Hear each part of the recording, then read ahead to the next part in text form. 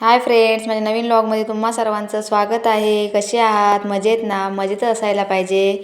तर आजचा व्हिडिओ आहे स्वस्तिकचा डोस आहे. स्वस्तिकला 1.5 वर्ष पूर्ण होऊन गेले, त्याच्यामुळे आता 1.5 वर्षाचा डोस आहे आज त्याचा.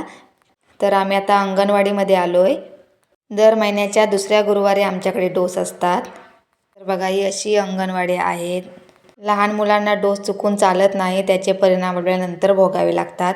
तर स्वस्तिकसुद्धा हे सर्व भिंतींवरची चित्र पाहत होता. आम्ही सकाळी 10:30 वाजता आलो होतो, पण बाकीची मुलं नव्हती आली, त्याच्यामुळे आम्हाला थांबावं लागलं. स्वस्तिक जेव्हा आला तेव्हा तो खुश होता, कारण त्याला माहीत नव्हतं की आता त्याच्यानंतर तो रडणार आहे.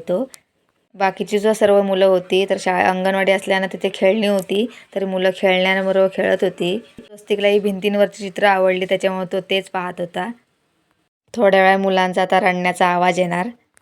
काही मुलांना डोस घेतल्यानंतर ताप भरतो. आता स्वस्तिकला काय होतंय काय माहीत. जेव्हा आपण डोसला आणतो तेव्हा नक्कीच घरी चेक करायचं की आपल्या घरी तापाचं औषध आहे की नाही. ते आपल्या घरी तापाचं औषध असायलाच पाहिजे, कारण हे डोस दिल्यानंतर पूर्ण शरीरामध्ये भिनतो, त्याच्यामुळे मुलांना ताप भरतो. काही मुलं लंगडतात सुद्धा. तर बघा, 11:30 वाजलेत, आता डोस द्यायला सुरुवात केली नाही. 1.5 वर्षाची मुलं 3 होती. आमचा नंबर यायला वेळ आहे, कारण छोटी छोटी सुद्धा मुलं होती बाकीची.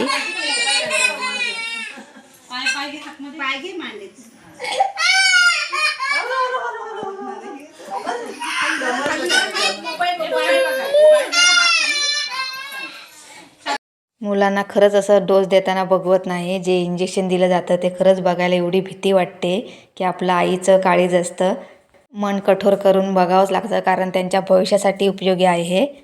तसंही लहान मुलांना रडलेलं बघायला कोणाला आवडेल. नर्स लोकांचं हे कामच आहे. पूर्ण अंगणवाडीत लहान मुलांचा आवाज रडण्याचा येत होता. स्वस्तिकला आतापर्यंत कुठल्याच डोसचा त्रास झाला नव्हता. आता ह्या वेळेस काय होतंय काय माहीत. स्वस्तिक पाहतोय त्यांच्याकडे. तर आता स्वस्तिकची सुद्धा बारी झाली. त्याला सुद्धा डोस मिळाला आहे. तो सुद्धा आता खूप रडतोय, रिचल सांगतोय. हा डोस डाव्या पायावरती आणि हातावरती दिला जातो.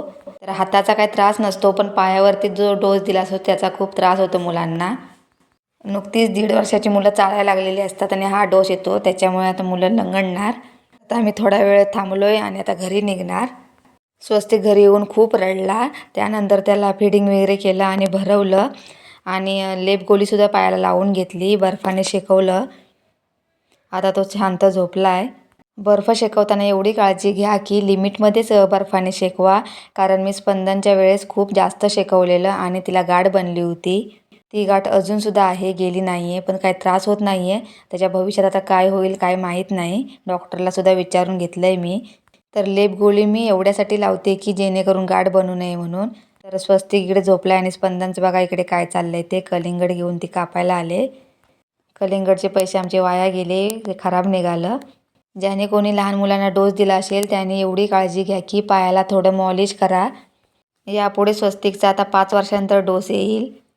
स्वस्तिक संध्याकाळी 4 वाजेपर्यंत झोपला, परंतु उठल्यानंतर त्याने अजिबात जमिनीला पाय टेकला नाही. खूप रडत होता आणि स्वस्तिकला तापसुद्धा खूप भरला आहे. मी त्याला आता औषध पाजते. माझा व्हिडिओ तुम्हाला कसा वाटला मला नक्की सांगा. शेअर करा आणि सबस्क्राईब करायला विसरू नका. स्वस्तिकचा पाय लवकर बरा होऊ दे अशी प्रार्थना करा. चला, बाय बाय.